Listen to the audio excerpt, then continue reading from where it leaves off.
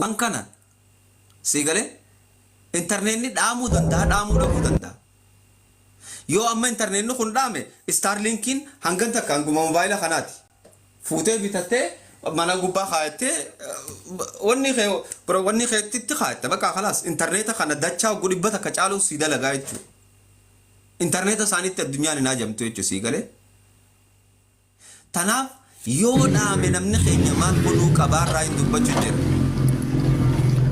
Thank you. Baka damu dabu danda yo dame mal gona da mami. Mal gona da. Assalamu alaikum. Wali galle. Male dachin tu sahiba ki dachin tu walkita thane thi ana fi. Ela maska thiyam tu khuri walkita. Yo internet ni dame dunya tarra. Tole mute nu bade aye. Baka buye wali galle wara ma wali galle. Yes. Takbaban.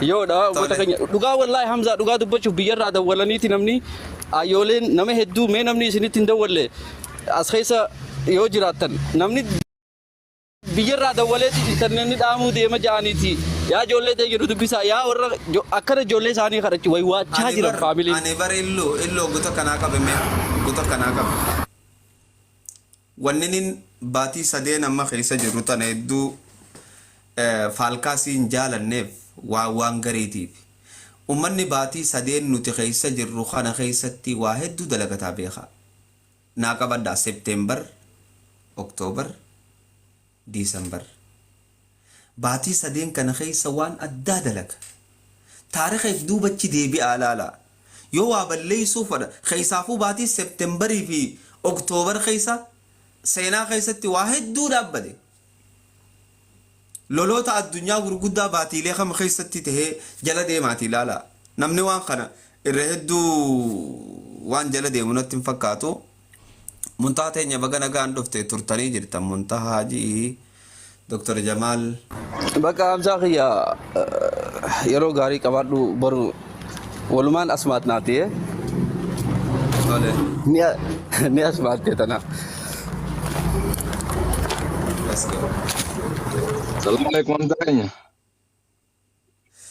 وعليكم السلام رمضان حبيبي ويلكم. Thank you. أمزاكني دبي واسيكا فدو مشوتا كنا ندوك وبيتا جوانك أما جولين يا توكان أورميس يا متلما. الدوك أمنيتي هونين يا تكرتك كفين وانا مالك ما جنين ناس ما جنين. واني دواء even أسيل ملبون كانت تكرتي دواء دكتورة كانت تما تدباجرها. يجرم نيجرو مشوك كذي كذي ربطوا تكيساهم. وجاني تبتدي دوك أما نياتا. Alkan gerti wallah kan tirap suana fiati gerti kama kana shukubne ka tirap sajira dawan mata kana wan godu dabe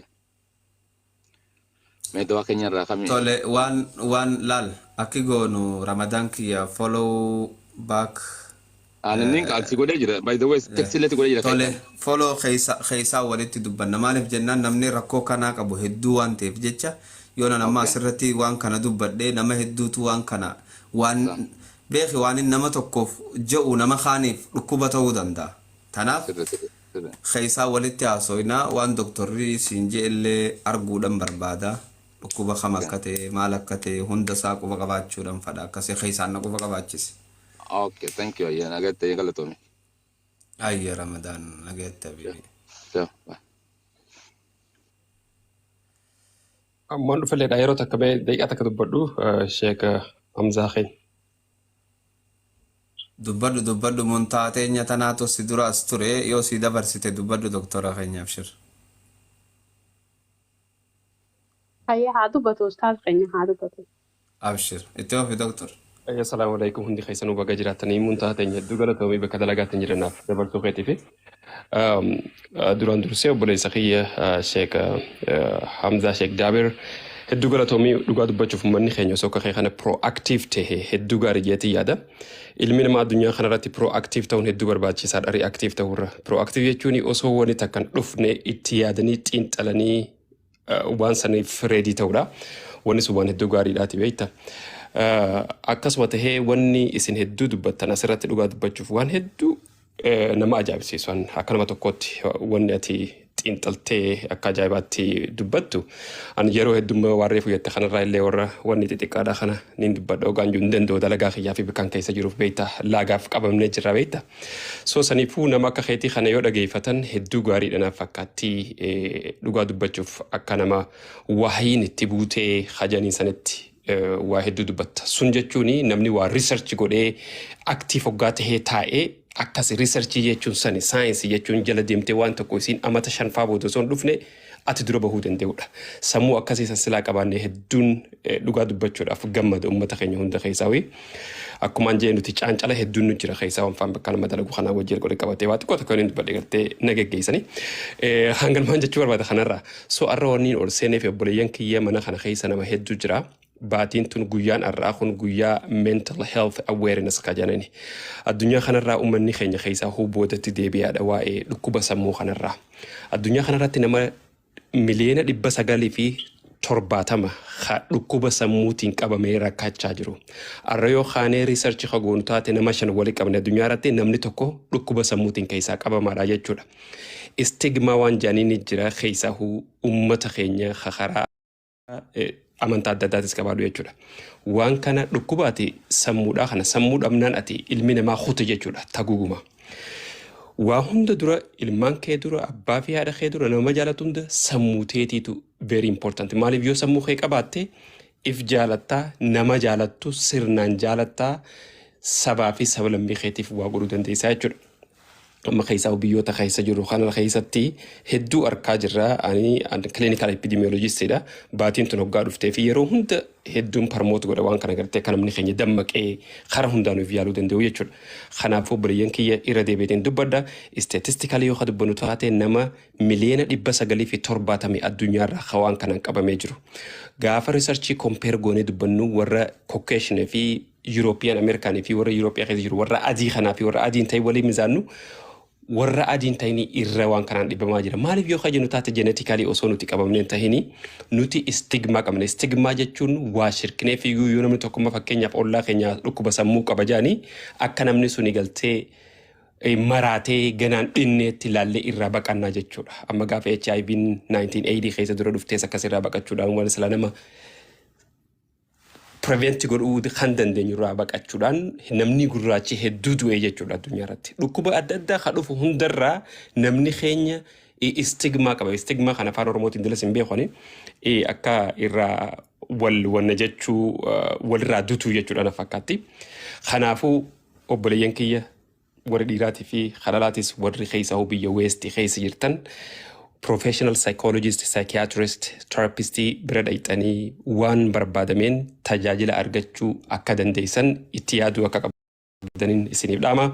Hangalmatiin isirraa baha obboleessa kiyya Sheek Hamzaa Sheek Jaabir hedduu galatoomii dhugaa dubbachuuf mana nama biraa osoo taate na kananii I don't know. I think I should pay you. Mali biya. La doctor wadi kasin jirtu manni mana kheti. Ya robar baden dufu dandeessa. Abshir. Abshir. Gula to madalagan jira naf jira da heddu nisin jaladha jalala khabaja sinikaba. Ammo Professor Reskesi jiru khuni dhugaa dubbachuuf he's very intelligent person. Jala deemtanii irraa waa dhageeffachuu waan inni jiru oolchuu Hamzaan akkasii wanni sun taanee miti dubbiin wanni addunyaa kun fedhuun isaa fedhuun isa namni proactive ta'uu qabuudha danda'e yeroo hunda addunyaa kana ranga jiru akkasii dhagatte. Abshir galatoome Dr. Jamal Kenya barakallahu fiik ulfaadhu. Thank you Dr. Jamal ulfaadhu. Ayyana gatte dalagatin deebi'u. Ulfaadhu leencafi. Akkasii muntahaa Ale Arrex Robson bagana ge anduftan muntaha dubbaddu me obboleetiti ya kabajamtu. Hayya ustaz keenya galatooma ustaz keenya waan bareedaa hima jirtanii maashaallah. Anamma waan na yaachise takka yoo boru ganama gizee qaane interneetiin jiraanne yoo qaatoora sobii interneetiin jiraanne.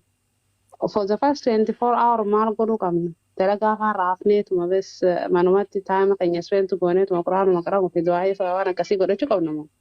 Moonuma baala. Laal wanni beekuu qabdan yoonii fi internetni sa'aatii muraasa booda kan dhaabbatu tahee wanni biraa takka tan ta'u hin jiru bar internetuma qofaatu dhaabbata.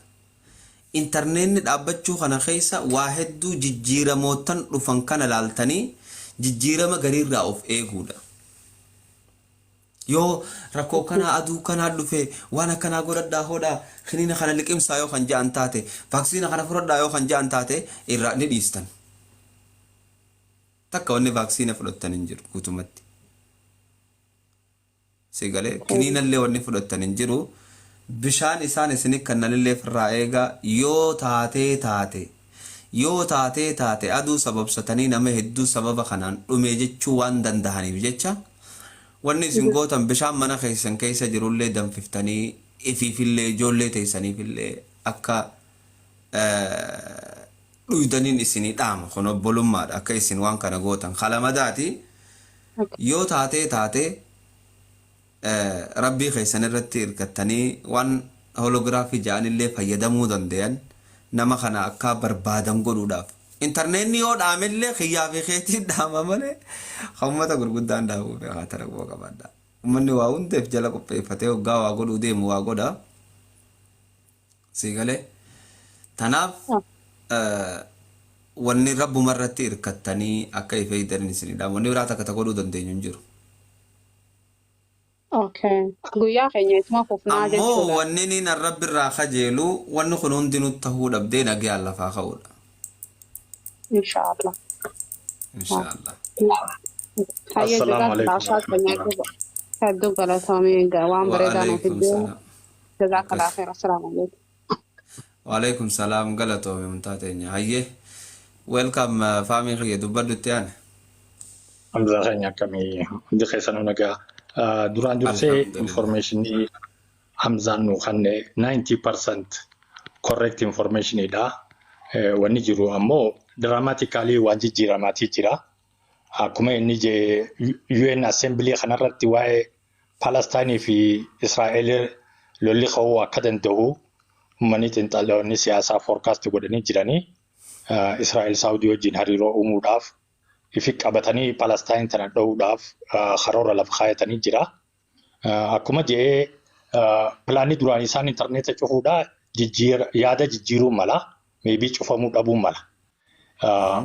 Kunis takkatti ta'ee fudhatame.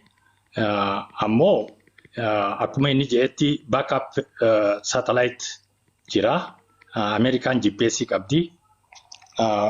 Russian GLONASS jaanii qabdi. European Union Galileo jaanii China Beidou haja'uu qabdi. Backup information yoo inni tokko dhaamse mostly warri miidhamu ummatuma Amerikaati. Akkuma inni jedhee uummanni backup qaban. Maybe who knows isaa promote godhuudhaaf ta'a.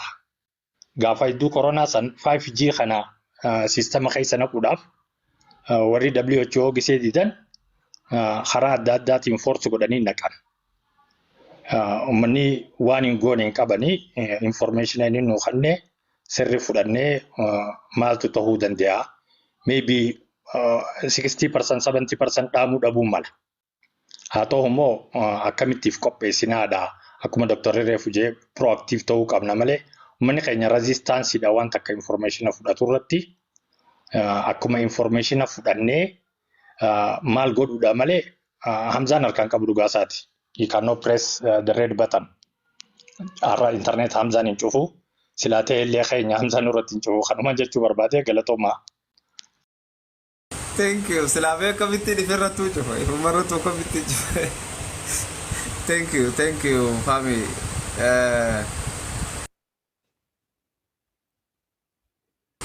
Robson, Arrex, dubbadha. Assalamu alaikum. Waalaikum salaam warahmatullahi wabarakatuh. Akkam jirtan hundi keessan nagaa qabdanii fayyaa keessanii. Jalqaba irratti galatoomii waan na galchiteef waa'ee intarneetaa kanarratti wanni jechuu barbaadu. Osuma waa'ee kanaa hin dhaga'iniin jechuun torbaan lama akkas tura TikTok gizeen seenu viidiyoo kee agarre beektaa. Intarneetni Oktoobara 11 cufamaa maal ka jedhu san booda informationuma kanaa jalqabaaf sirraa hin dhagee jechuudha. Saniif wanni kun naaf haaraa ta'e sarpiraayiziin ta'e ammas akkanumatti lafaa fuudhee waan takka kireet godhee ja'alee je'ee yaadu San booda riisarchii takka takka godhuu eegale. Googil keessaa miidiyaa adda addaa jala deemee gizee ilaalu. Miidiyoonni hedduun gabaasanii jira waan kana keessattuu miidiyaan gama Arabaa jiru irra guddaan isaanii gabaasanii jirani. Namoonni gurguddaan beekamtii qabdus gabaasanii jirani. San